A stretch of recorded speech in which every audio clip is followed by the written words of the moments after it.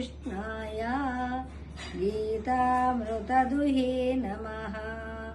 वसुदेवसुतं देवं कंसचाणूरमर्दनं देवकी परमानन्दं कृष्णं वन्दे जगद्गुरुं।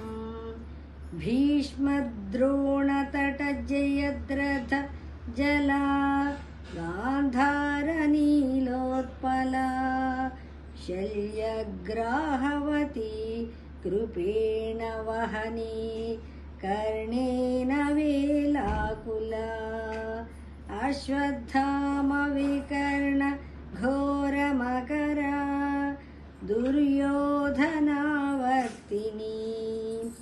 सोत्तीर्णा खलु पाण्डवै रणनदी कैवर्तकः केशवः।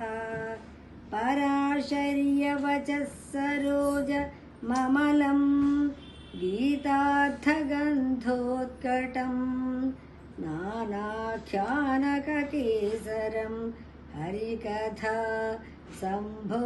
सम्बोधनाबोधितं। लोके सज्जनषट्पदैर्हरः पेपीयमानं मुदा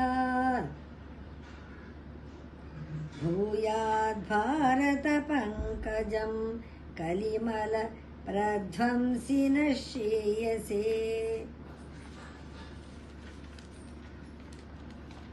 मूकं करोति वाचालं पङ्गुं लङ्घयते गिरिं यत्कृपातमहं वन्दे परमानन्द